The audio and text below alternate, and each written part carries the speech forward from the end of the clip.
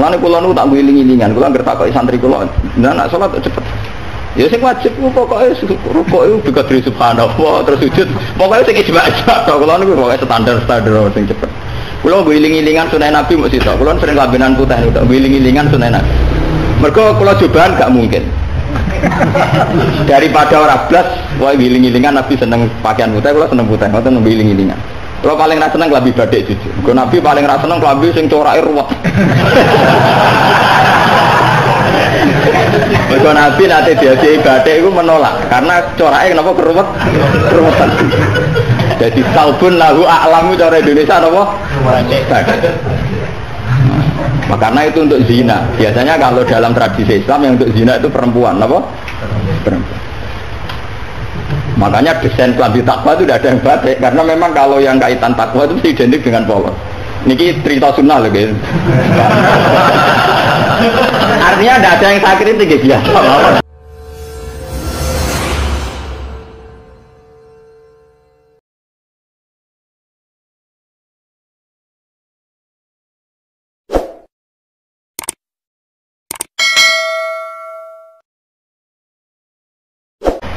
Nak sholat wong Turki wae jajasan dasinan. Kowe jare Nabi, kowe nak sholat kudu ala ahsani hayatikum, pada baju terbaik kalian. Sarung identik mbek wong nganggur. Paham ya? Berarti kena sholat sarungan berarti sowan pangeran dengan pakaian pengangguran. Paham ya? Mergo sarung yo go kemulan, go nyolong pelem. Gue tabok dadu. Makanya orang Turki itu meyakini sholat yang baik itu pakai baju kehormatan. Yaitu sing sowan presiden gubernur. Delok teng Mesir, tenggene Turki wong sholat mesti dasinan celananan. Paham ya? Karena Nabi hanya pakai aturan umum ala ahsanin apa? Hayatikum. Sehingga pernah ada ulama hadis besar di Al-Azhar itu khutbah dia dasinan tidak pakai baju. Ditanya itu tidak pakaian mainstream yang di Mesir, ulama Mesir, dia bilang ini ahsani hayatikum, ini keadaan terbaik saya. Paham? Jadi kalau pakai ukuran itu tentu kita sholat pakai sarung identik dengan pakaian istirahat kemulan. Menan awang kota yang biasa celananan nganggo sarung bedak ning jeding, bedak ning kamar napa mandi, tentu itu pelecehan. Nganggo teori dan itu banyak ulama yang anti, betul banyak. Kalau sampean di Turki, di Pakistan, di daerah-daerah yang meyakini itu pakaian pengangguran, itu kriminal betul.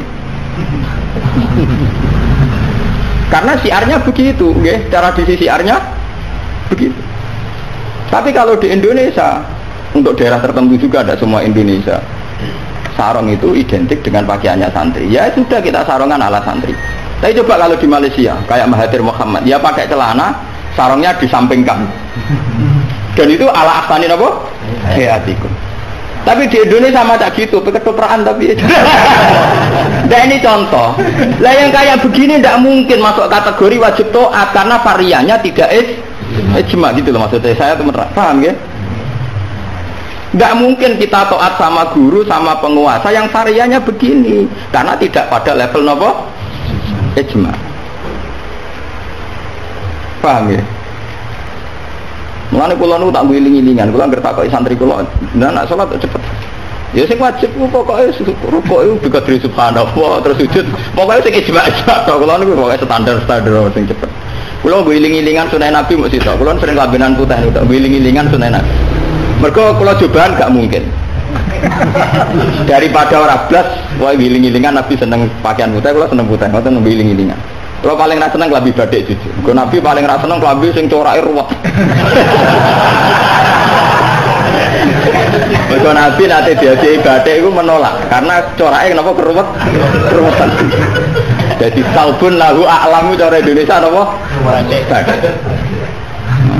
Karena itu untuk zina. Biasanya kalau dalam tradisi Islam yang untuk zina itu perempuan, apa? Perempuan. Makanya desain klambi takwa itu tidak ada yang batik karena memang kalau yang kaitan takwa itu identik dengan polos. Niki cerita sunnah loh guys. Artinya tidak ada yang saya kritik biasa. Ndak ini cerita ala ahsani apa? Ala ahsani hati.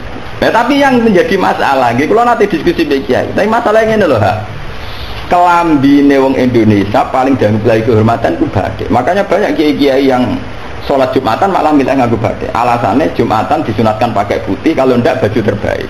Nah kadang batik itu menempati kasta terbaik. Tapi sebetulnya itu keruwetan. Masalahnya itu ada variannya itu, varian coraknya itu yang lahu a'lam, yang variannya apa? Dikeruwetan, apa? Keruwetan. Kita kira apa-apa, tiga ya apa-apa, penting rawuh. Lah yang kayak begini itu tidak mungkin menemukan format ijma, sehingga tidak mungkin kita wajib toh. Ini catat gitu, tidak mungkin kita wajib nopo toh. Sehingga tidak perlu santri Indonesia yang mondok Mekah terus mulai jubahan, nggak perlu. Yang mondok India terus nganggo turbus gitu, perlu. Sing di kiai kemal-kemul jubuan, orang ganteng pesel jubuan, malah sini-sini wong. Nak burumune Mekah jubuan pantes ganteng gagah. Aku wirong puasa keriting jubuan. Mesti pikirane wong pertama ngenyak orang ngarah darani sunah Nabi. Banyak benda piye mesti wong ora sida nafsirno sunah tapi nafsirno sing ora orang. Paham ya? Terus menyangkut varian-varian yang terus begitu. Lah termasuk yang diijma'i ulama yang paling sensitif tentu masalah nikah. Itu mulai dulu sampai sekarang kita harus syukur sama pemerintahan Indonesia. Delala kersane Allah diputuskan sepihak. Sebetulnya sepihak, saya ulang-ulang sepihak. Format nikah di Indonesia mengikuti mazhab Syafi'i, yaitu harus ada wali atau pengganti wali dan dua apa? Itu berkah betul bagi Indonesia. Delala mulai dulu mulai pemerintahan Belanda. Karena zaman Belanda sendiri itu urusan nikah, tolak, waris sama wakaf itu juga sudah diserahkan apa ulama-ulama apa Islam itu mulai zaman apa Belanda sampai sekarang. Karena nikah itu yang ila darajatil ijma itu hanya berapa? Jika ada varian-varian mazhab kayak Dawud Az-Zahiri, di Syiah sendiri ada mut'ah. Terus di Indonesia sendiri saatnya ngomong sing wis ra kuat ngebet terus akhirnya nganggo khilah-khilah napa mut'ah. Dasar ngajine Dawud Az-Zahiri terus khilah-khilah dhewe. Termasuk riyen nate ana kiai terkenal gegere ra karuan perkara mut'ah mbek janda populer. Itu memang repot. Tapi apapun repotnya itu tidak boleh divonis zina. Apapun repotnya, sampean jangan pernah menvonis itu napa zina. Ya kalau tidak cocok, tapi jangan pernah menvonis itu sih. Karena aturan main dalam vonis, dalam sanksi itu ngendikane Nabi idraul hudud bisyubuhat. Fa innal imama la ayyukhti afil afi khairun min ayyukhti afil uqubah. Coba cari jalan terbaik yang paling bisa ditahmilkan, bisa dimumungkan. Karena seorang imam salah dalam mengampuni itu masih baik daripada salah dalam membuat hukuman. Salahnya pura itu cek bener. Gue salah tangkap itu ngeri, paham ya? Nak salahnya pura orang arah masalah. Kalau balen ini. Jadi kalau masalah sing ila darajatil ijma, tentu ulama wajib diikuti. Dan menyangkut sholat yang ila darajatil ijma itu bisa dihitung. Paling itu tadi bentuk subuh 2 rakaat itu ijma. Kunute wis ora ijma. Kunute pun mboten apa? Ijma. Bismillah mboten ijma. Zaman sholat nang Masjid Mekah nang haram ora ngarang ana wong maca napa? Bismillah. Jare wong Syafi'i ta ora maca bismillah. Ketua KPIH itu pinter oleh ngerayu jamaah iku maca lon-lon. Kok karo mati speaker ana lon-lon. Mereka ngomong Syafi'i sing fanatik kita kok tenan, sah napa boten Gus? Wong Fatihah mboten maca napa? Bismillah. Itu ketua KPIH iku maca tapi apa? Bukan nanti speaker atau lono ayo kru. Jadi jamaah ya goblok nih game pun nak ngoten. Dari dulu kalau bismillah itu memang masalah. Nggih, mulai riyen memang napa? Masalah. Yang kalau kayak gitu itu tidak ila darajatil ijma. Mari wonten cerita ulama Wahabi ketemu ulama Sunni. Zamane Sunni nang Indonesia iku NU. Kita kori. Bismillah itu ayatun min kulli suratin utawa ora. Dari ulama NU ya ayatun min kulli suratin. Ya mesti kiyak tau NU. Ditakoki wong Wahabi, kena nulis kul wa ahad iku mulai angka 1 ayat 1 ku apa? Ya kul wa ahad iya nak mulai ayat ditulis mulai bismillah. Ora ana tulisan Quran bismillah ditulis ayat itu. Mesti kul wa ahad 1, Allah somad 2. Wong kowe dhewe ora Engko barane ayat ku piye? Wong dhewe nulis iku mulai napa? Mulai kul huwallahu napa? Tapi ulama Wahabi kalah sitok ning Fatihah. Khusus Fatihah itu sebetulnya dalam ini ulama Wahabi itu pasti salah. Khusus Fatihah itu memang mulai dulunya dulu zaman ulama ahli hadis. Khusus Fatihah itu bismillah ayatun minhal. Ya, ayatun minal Fatihah. Makanya Qur'annya Wahabi sekalipun itu untuk Fatihah bismillah itu sudah punya angka apa? 1. Khusus Fatihah loh ya. Akhirnya tahu neliti, menyerah tahu paham. Mulai tuiling ngapal Quran nganti laris semaan ora paham. Oh, ora bakat tentang ilmu. Khusus bismillah di Fatihah itu sudah ditulis angka 1. Karena dulunya dulu khusus Fatihah memang bismillah itu ayatun minha. Paham ya? Tapi di selain Fatihah jelas enggak sampai lihat di semua Quran seluruh dunia. Mesti bismillahirrahmanirrahim tanpa ada tulisan ayat. Baru kul a'udzu birabbil falaq ada 1. Paham ya? Itu menunjukkan bahwa tidak ayatun min kulli surah.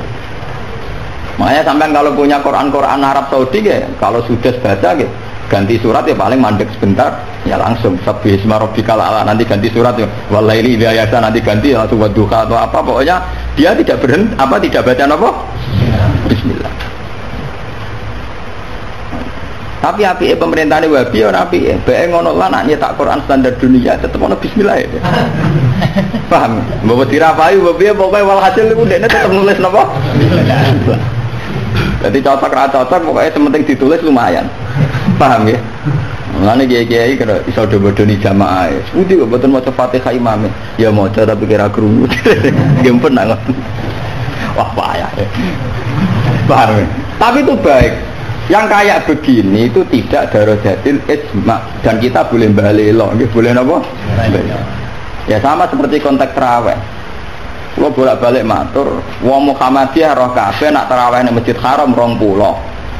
Taslimatun min kulli rok ada, tetep balelo 8. Pahami balelo napa? Wong NU ya roh kabeh nak ning Mekah Madinah ra ono kunut, tetepe balelo napa? Kunut.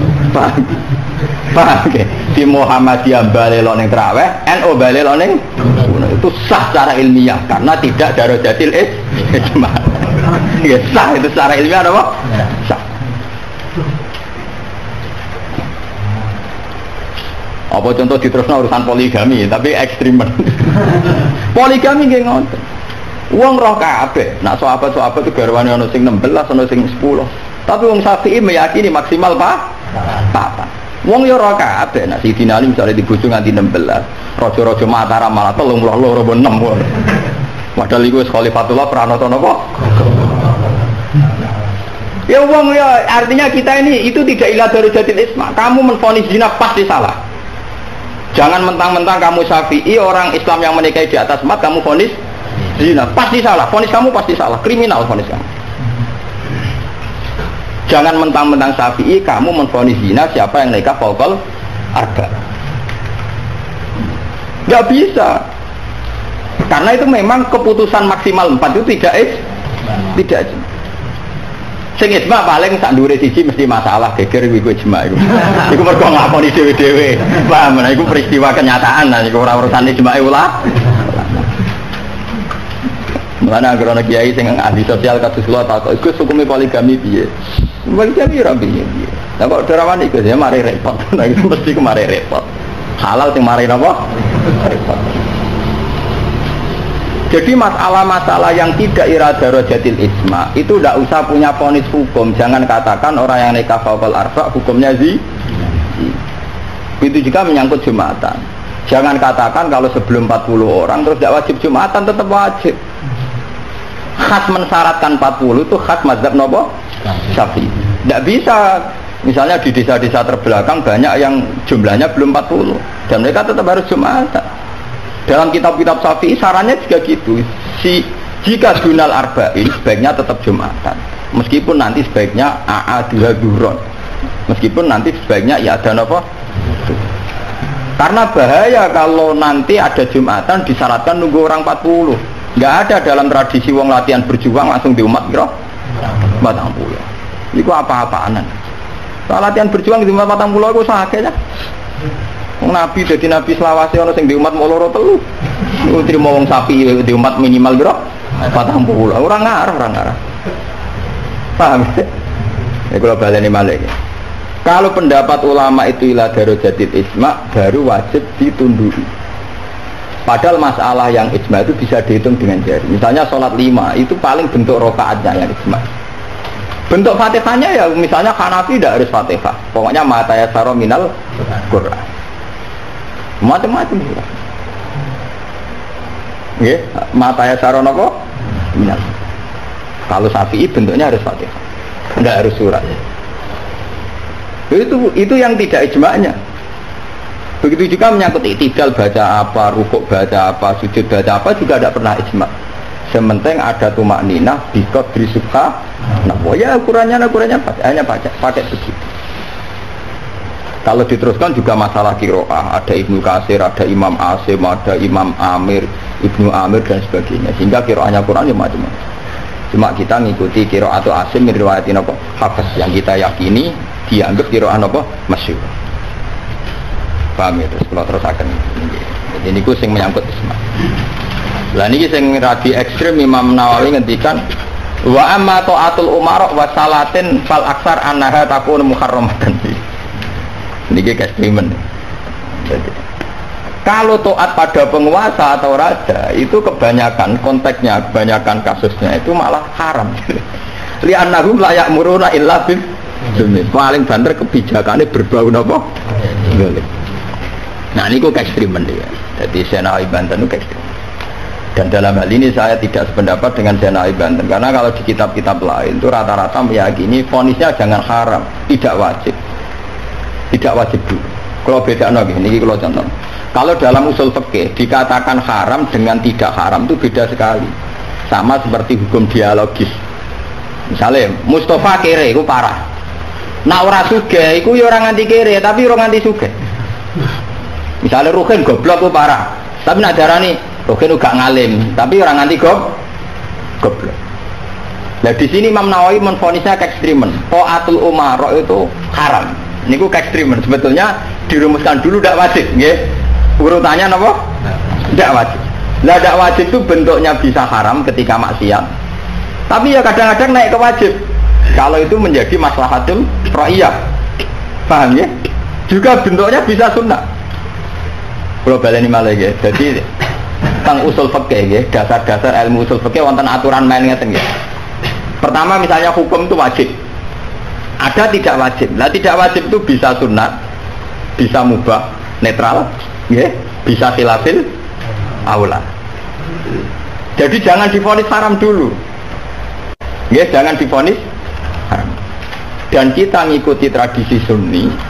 Bahwa taat kepada umara selagi tidak memerintahkan barang haram itu taatnya wajib. Selagi tidak memerintahkan barang apa? Nggih, jadi misalnya SBY punya kebijakan masyarakat harus bayar pajak misalnya, yang pada kadar yang wajar, itu ya wajib. Tapi kalau memerintahkan haram maka menjadi apa? Haram. Artinya apa? Hukum taat kepada umara itu tidak ada hukumnya. Yang penting tidak wajib dulu. Nanti melihat kalau konteksnya maslahat menjadi wajib. Kalau tidak maslahat tapi tidak haram, ya nanti ada urutannya. Kalau agak baik, ya mungkin sunat. Baiknya sedikit, ya agak sunat. Kalau setengah makro, ya khilaful aula sesuai urutan-urutan di fikih. Karena itu banyak itu ketentuan-ketentuan di fikih. Lah yang menjadi masalah ini sama rumah tenan. Bagaimana kalau sesuatu itu taruhannya dengan stabilitas? Ini rumah tenang. Entah itu stabilitas politik, entah stabilitas ekonomi. Kayak kasusnya Bank Senturi itu kaitannya dengan apa? Stabilitas. Ini paling ngeri dalam semua tradisi kekhulafaan dulu. Misalnya Yazid itu jelas-jelas gendut. Yazid bin Muawiyah jelas-jelas gendut. Dia adalah aktor di balik pembunuhan Sayyid Husain di Karbala. Tapi kalau dilawan akan terus berdarah-darah umat Islam. Karena de facto Yazid lah yang dianggap presiden saat itu. Karena dia putra Muawiyah yang memenangkan pertarungan politik dengan Ali bin Abi Thalib. Jika kalau dilawan akan terus berdarah-darah umat Islam. Tapi keputusannya Sayyid Hasan mengakui pemerintahnya Muawiyah, juga pemerintahnya Yazid. Apa mengakui kebatilan? Ya enggak.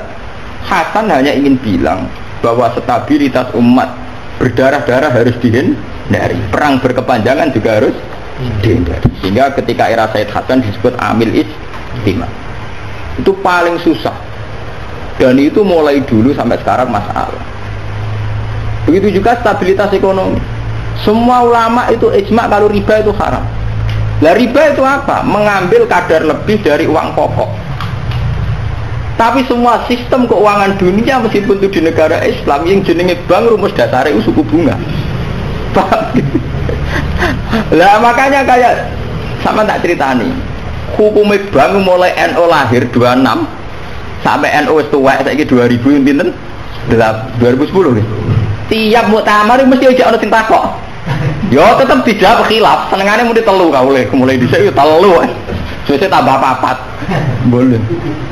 Biasane mantra pertama riba mesti haram, wis suwe nak riba mesti apa? Haram. Lah nek takok, lah bank itu termasuk riba apa ndak? Orang mesti haram, pokoke munine mau riba itu haram.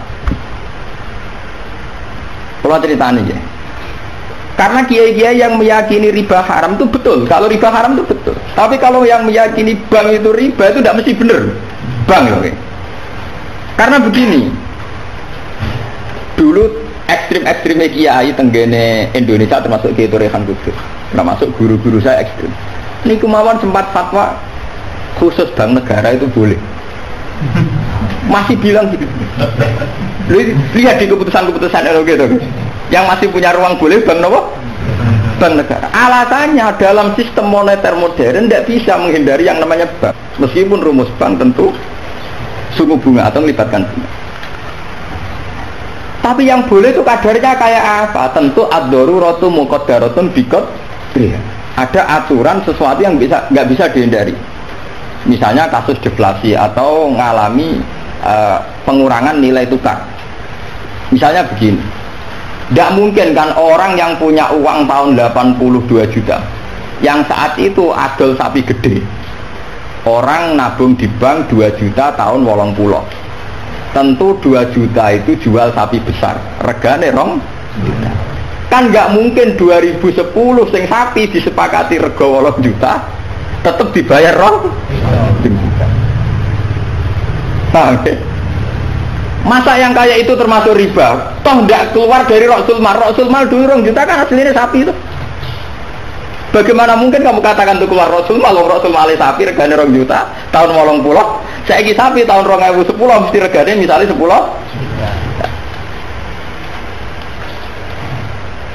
Paham? Lah nek 8 juta mbok anggap riba. Lho Rasul Mal apa? Sapi ini saiki regane 10 juta. Lha iku sing dadi masalah ulama. Makanya dulu ketika rektor Al-Azhar sing jenenge Muhammad Saltut, kenapa Saltut itu populer di dunia akademik? Mergo dekne tahu kontroversi mengatakan jika riba itu ada juz'un yasirun yang menutup angka penyusutan uang, maka itu belum sampai kategori apa? Riba. Cuma sing dadi masalah di Jawa yang kita alami, krus yang diakui syariat kan hanya krus pakai emas. Sementara krus wong desa pakai sapi, mergo ora duwe emas. Misalnya begini, ini pengalaman saya gitu. Kulo nu sering nangani konflik tonggo-tonggo masalah ngoten. Misalnya adike mantu, cara kuno rak diutangi kakake. Mbok Gus pokoke riyen kula utangi pedet. Pas niku payu 400.000. Tahun 80. Saiki tukarane wis ra rukun tahun 2010 kiyaine wis aku. Mbok Gus pokoke riyen kula utangi sapi pedet. Lah iya dhisik mau 400.000 saiki tak atur 400.000 dari sing utang oleh dolim. Anak saya kita pitik telur.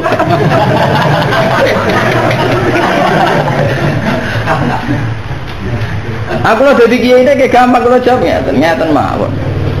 Nak disaur 400.000 jelas mari geger. Itu kok ada pedet mawon. Wong riyen utange napa? Pedet. Sampai iso goblok. Terus orang nganggo emas nganggo pedet, ngene pedet ya sing tuku pedet. Engko aku ngukumi wajib nganggo krus pedet wis rupa dhuwit mesti geger. Wah, dhisik kau pedet yo sahur napa? Sekarang tetangga saya itu banyak yang haji. Itu gara-gara krusnya sapi. Dulu mbah saya itu namanya Mbah Sidik. Itu haji ku entek sapi 16. Sekarang itu wong-wong darani haji ku murah. Dulu keluarga saya haji kalau menangi gek cilik, keluarga kalau haji mau bayar 7 juta. Terus menangi malih haji 14 juta. Pas bapak kula haji 2003 niku 23 napa juta. Tapi wong desa muni darane haji saiki sepakat murah. Mergo nak nganggo sapi. Mergo dhisik sapi entek sapi 16. Saiki 30 juta lah entek sapi papat. Dadi wong desa nak darane haji saiki luwih murah timbang dhisik. Artinya apa? Rupiah yang melonjak itu tidak ada pengaruhnya dalam kursi wong desa.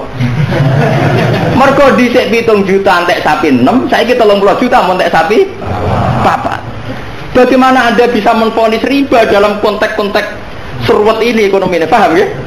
Mesti wong ora paham nak wong fikih ngukumi riba itu perampangan. Ya mau mikir maksudnya ora paham. Paham ya? Kalau nanti dibantah bagi, lah nak ngoten nak jenenge riba. Sama nak diutang aku malah saya kira iso nyaur, mesti riba. Wong diutang Pak. Wong diutang, saya iso nyaur mesti kudu riba. Ana riba ra iso nyaur. Lah contohnya piye? Nah misalnya sampean diutang aku 10 tik. Saiki golek duit 10 kangelan mesti wis Rp100 riba lho kok mending. Iya toh, misalnya orang dulu punya pecahan Rp10. Diutang Rp10. Saiki rugi nyaure piye? Golek pecahan terkecil saiki Rp100. Nyusui ra iso lho. Wong pecahane 80 ya ora ono. Apa riba itu misalnya? Paham ya? Kalau riba itu persis nilai intrinsik, nilai nominal uang, tentu masalah. Tentu apa? Berarti uang diutang 10 sen atau Rp10 kudu disaur 10. Golek ini ning ndi? Paham ya?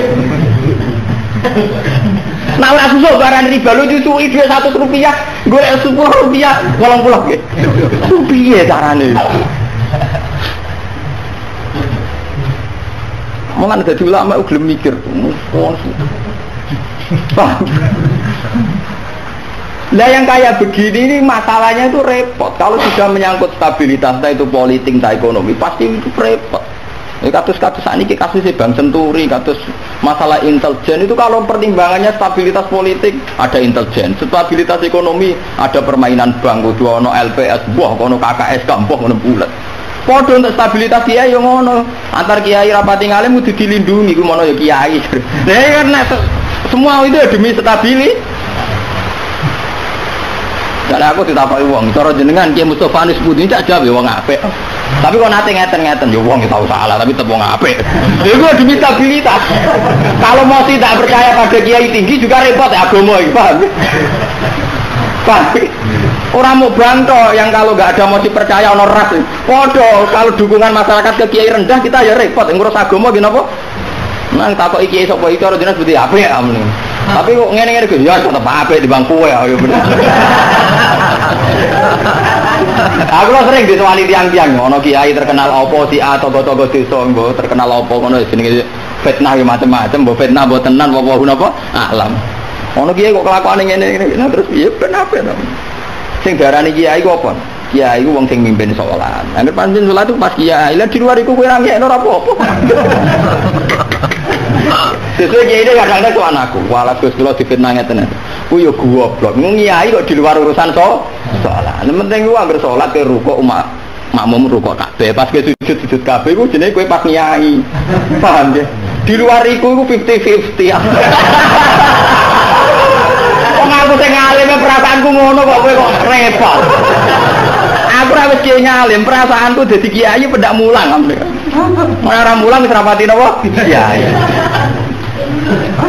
Yo hak kontak kok itu wong nganti sakniki biasa teng pasar lungguh teng parkiran iki lungguh teng isor iki ya. Tiang-tiang lungguh sepeda motor dhuwur kadang yo wonten sing ngamuk. Gus ono Gus Ba, aku bilang, aku ngiayu pendak mulang. Lah pas ngene iki yo ora pasti apa. Cuma tetep wong saleh, men tak omong. Aku tetep wong saleh. Lan kula ulama paling ora tau tersinggung. Mboten ate kula tersinggung, sale ruhen tak kontan urut mboten tersinggung. Nggih biasa.